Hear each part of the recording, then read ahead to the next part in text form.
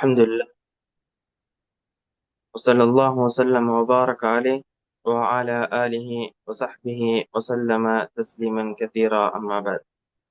கண்ணியத்துக்குரிய அல்லாஹுடைய நல்லடியார்களே, நாம் ஒவ்வொரு வாரமும் வெள்ளிக்கிழமையிலே ரசூலுல்லாஹி அலைஹி வஸல்லம் அவர்களுடைய பாசறையிலே வாழ்ந்த சஹாபாக்களுடைய வரலாற்றை தொடர்ச்சியாக பார்த்து வருகிறோம்.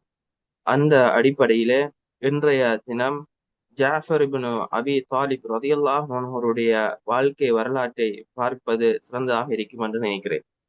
ஜாஃபர் இப்னு அபி தாலிப் ரலியல்லாஹு அன்ஹு அவர்கள் யார், அவர்களுடைய பெயர் எவ்வாறு அமைகிறது என்ற விடயங்களை நாம் பார்க்கின்ற போது, ஜாஃபர் இப்னு அபி தாலிப் ரலியல்லாஹு அன்ஹு அவர்களுடைய பெயரை வரலாற்று ஆசிரியர்கள் சொல்லுகின்ற போது அவர்கள் அபு அப்துல்லா ஜாஃபர் இப்னு அபி தாலிப் இப்னு அப்துல் முத்தாலிப் என்று அவர்களுடைய பெயரை சொல்வதை பார்க்கக்கூடியதாக இருக்கிறது. ஜாஃபர் ரலியல்லாஹு அன்ஹுடைய தந்தை அபு தாலிப், அபு தாலிபுடைய தந்தை அப்துல் முத்தலிப். அபு தாலிப் என்பவர் ரசூல் ஸல்லல்லாஹு அலைஹி வஸல்லம் அவர்களுடைய சாச்சாவாக இருக்கிறார்கள். அப்ப ஜாஃபர் ரலியல்லாஹு அன்ஹு அவர்கள் ரசூல் ஸல்லல்லாஹு அலைஹி வஸல்லம் அவர்களுடைய சாச்சாவுடைய மகன் என்பதை பார்க்கக்கூடியதாக இருக்கிறது.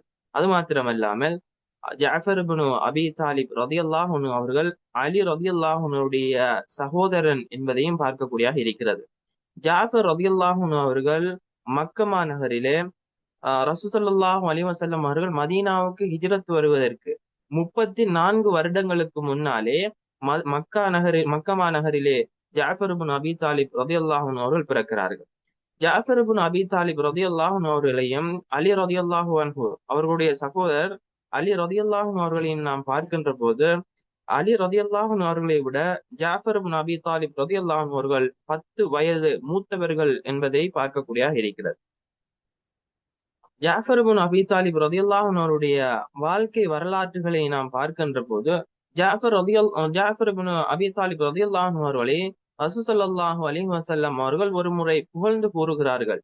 எவ்வாறு என்றால், அஷ்பஹ்த ஹல்கி வ குலுகி, ஜாஃபரே, நீ என்னுடைய தோற்றத்தாலும் என்னுடைய பண்பாலும் என்னை ஒத்தவனாக இருக்கிறாய் என்று ரசூல் ஸல்லல்லாஹு அலைஹி வஸல்லம் அவர்கள் ஜாஃபர் இப்னு அபி தாலிப் ரலியல்லாஹு அன்ஹு அவர்களை புகழ்ந்து கூறியிருக்கின்ற செய்தியை நாம் பார்க்கக்கூடியதாக இருக்கிறது. அது மாத்திரமல்லாமல் ஜாஃபர் இப்னு அபி தாலிப் ரலியல்லாஹு அன்ஹு அவர்கள் ஏழைகளை மிகவும் நேசிக்கக்கூடியவர்களாகவும் அவர்களுடைய அந்த சபையிலே அமருகின்றவர்களாகவும் அவர்களுக்கு உதவிகளை செய்கின்ற ஒரு சஹாபியாகவும் ஜாஃபர் இப்னு அபி தாலிப் ரலியல்லாஹு அன்ஹு அவர்களை நாம் பார்க்கக்கூடியதாக இருக்கிறது.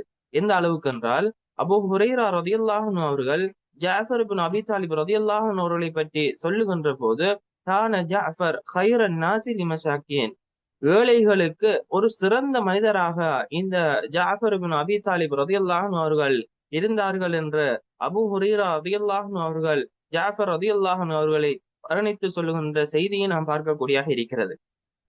அது மாத்திரமல்லாமல் ஜாஃபர் இப்னு அபி தாலிப் ரலியல்லாஹு அன்ஹு அவர்கள் இந்த இஸ்லாமிய மார்க்கத்திலே முதலாவது சென்ற அந்த அந்த ஹிஜ்ரத் பயணத்தின் ஹபஷாவுக்கு ஜாஃபர் ரலியல்லாஹு அன்ஹு அவர்கள் செல்கிறார்கள். ஜாஃபர் ரலியல்லாஹு அன்ஹு அவர்கள் ஹபஷாவுக்கு சென்ற அந்த சம்பவத்திலே மிக முக்கியமான ஒரு சம்பவம், நஜ்ஜாஸ், அந்த ஹபஷா அபிசீனியாவை ஆட்சி செய்து கொண்டிருந்த நஜ்ஜாஸ் மன்னனும் அவரை பின்பற்றி வாழ்ந்த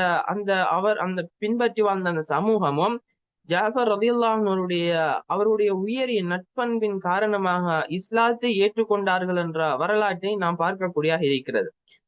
ஜாஃபர் ரலியல்லாஹு அன்ஹு அவர்கள் அபிசீனியா ஹபஷாவுக்கு ஹிஜ்ரத் செய்த முஸ்லிம்களை விடுவிக்குமாறு நஜ்ஜாஸ் மன்னனோடு அவரிடத்திலே கேட்டார்கள், வாதிட்டார்கள் என்ற வரலாற்றை நாம் பார்க்கக்கூடியதாக இருக்கிறது.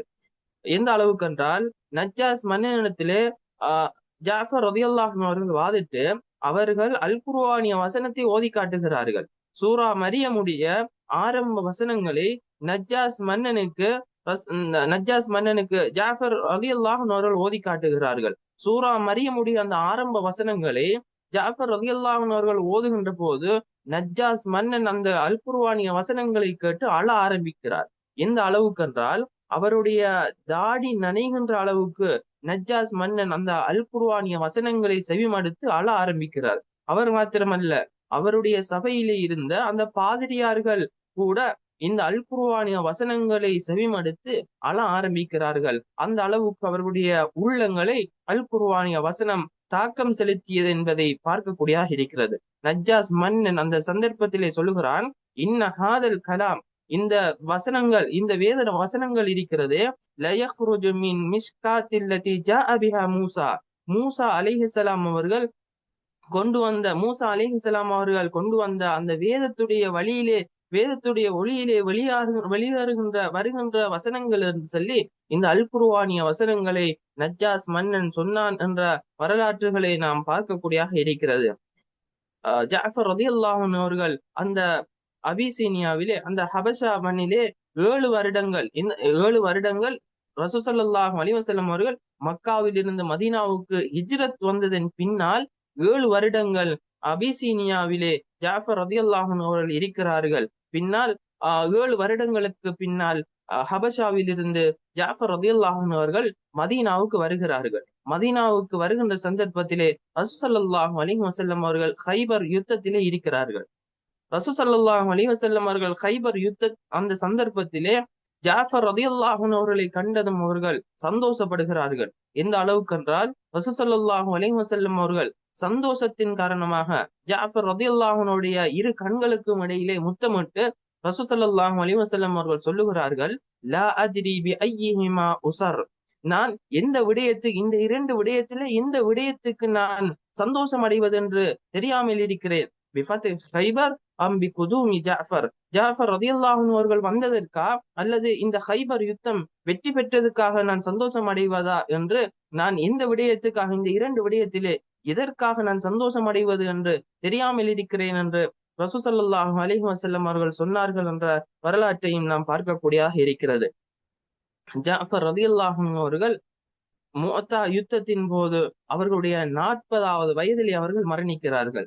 40வது வயதிலே ஹிஜ்ரி 8 ஜமாதுல் ஊலா அந்த மாதத்திலே ஜாஃபர் ரலியல்லாஹு அன்ஹு அவர்கள் முஅத்தா யுத்தத்தின் போது மரணிக்கிறார்கள். அப்துல்லா இப்னு உமர் ரலியல்லாஹு அன்ஹு அவர்கள், உமர் ரலியல்லாஹு அன்ஹுடைய மகன் அப்துல்லா இப்னு உமர் ரலியல்லாஹு அன்ஹு அவர்கள் ஜாஃபர் இப்னு அபி தாலிப் ரலியல்லாஹு அன்ஹு அவர்கள் அந்த முஅத்தா யுத்தத்தின் போது மரணித்த அந்த சந்தர்ப்பத்தை அவர்கள் சொல்லுகின்ற போது, வகஃப்து அலா ஜாஃபர், ஜாஃபர் ரலியல்லாஹு அன்ஹு அவர்கள் யௌம இதின் வஹுவ கதீல், ஜாஃபர் ரலியல்லாஹு அன்ஹு அவர்கள் அந்த மரணித்து இருந்தார்களே அந்த சந்தர்ப்பத்திலே நான் அந்த இடத்திலே நின்றேன். ஃபஅதத்து பிஹி 50, அவர்களுக்கு அந்த குத்தப்பட்ட அந்த, அவர்கள் தாக்கப்பட்ட, அவர்கள் காயமுற்ற அந்த இடங்களை நான் எண்ணி பார்த்தேன். 50க்கு மேற்பட்ட, கிட்டத்தட்ட 50 அந்த அளவுக்கு ஜாஃபர் ரலியல்லாஹு அன்ஹு அவர்கள் தாக்கப்பட்டிருந்தார்கள். தொடர்ந்தும் சொல்லுகிறார்கள், லைஸ மின்ஹா ஷைஉன் ஃபீ துபரிஹி, யானி ظஹரிஹி, எந்த ஒரு தாக்கமும் ஜாஃபர் இப்னு அபி தாலிப் ரலியல்லாஹு அன்ஹுடைய முதுகிலே இருக்கவில்லை. அனைத்துமே அவர்களை முன்பகுதியிலே, அவர்கள் அந்த யுத்தத்தை எதிர்நோக்கியவராக, யுத்தத்திலே புறமுதுகு, அவர்கள் 50க்கு மேற்பட்ட தாக்குதல் அவர்களுக்கு தாக்கப்பட்ட போதும் அவர்கள் புறமுதுகு காட்டி அந்த யுத்தத்திலே அவர்கள் செல்லவில்லை.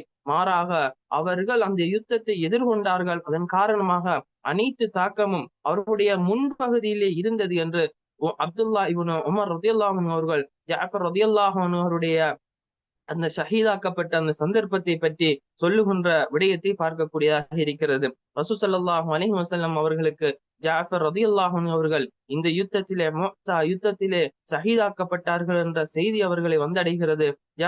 ரசூல் ஸல்லல்லாஹு அலைஹி வஸல்லம் அவர்கள் கடுமையாக கவலைப்படுகிறார்கள். கவலைப்பட்டு ரசூல் ஸல்லல்லாஹு அலைஹி வஸல்லம் அவர்கள் சொல்லுகிறார்கள், ஜாஃபர் ரலியல்லாஹு அன்ஹு அவர்களுக்கு நான் சுவர்க்கத்திலே ஒரு தனித்துவமான, ஒரு ஸ்பெஷலான ஒரு அருட்கொடையை நான் அவர்களுக்கு பார்க்கிறேன் என்று சொல்லிவிட்டு ரசூல் ஸல்லல்லாஹு அலைஹி வஸல்லம் அவர்கள் சொல்லுகிறார்கள், ஜாஃபர் ரலியல்லாஹு அன்ஹு அவர்களே, ரஅய்து ஜாஃபர் இப்னு அபி தாலிப் மலக்கன் யதீரு ஃபில் ஜன்ன மஅல் மலாயிகதி பிஜனாஹைனி, ஜாஃபர் ரலியல்லாஹு அன்ஹு அவர்களே, நான் சுவர்க்கத்திலே மலக்குமார்களோடு, 2 இறக்கைகளோடு, மலக்குமார்களோடு பறந்து திரியக்கூடியவராக நான் ஜாஃபர் ரலியல்லாஹு அன்ஹு அவர்களை சுவர்க்கத்திலே காணுகிறேன் என்று ரசூல் ஸல்லல்லாஹு அலைஹி வஸல்லம் அவர்கள் ஜாஃபர் ரலியல்லாஹு அன்ஹு அவர்களை சொல்லக்கூடிய செய்தியை நாம் பார்க்கக்கூடியதாக இருக்கிறது. கண்ணியத்துக்குரிய அல்லாஹுடைய நல்லடியார்களே, அந்த அளவுக்கு ஒரு கண்ணியமாக வாழ்ந்து மரணித்த ஒரு சஹாபியாக நாம் ஜாஃபர் இப்னு அபி தாலிப் ரலியல்லாஹு அன்ஹு அவர்களை நாம் பார்க்கக்கூடியதாக இருக்கிறது. இன்ஷா அல்லாஹ் எதிர் வருகின்ற வாரங்களிலே ரசூல் ஸல்லல்லாஹு அலைஹி வஸல்லம் அவர்களுடைய பாசறையிலே வாழ்ந்த அடுத்த சஹாபாக்களை பற்றிய வரலாற்றை நாம் தொடர்ச்சியாக பார்ப்போம் என்று கூறி விடைபெறுகிறேன். வ ஆகிரு தஅவானா அனில் ஹம்துலில்லாஹி ரப்பில் ஆலமீன்.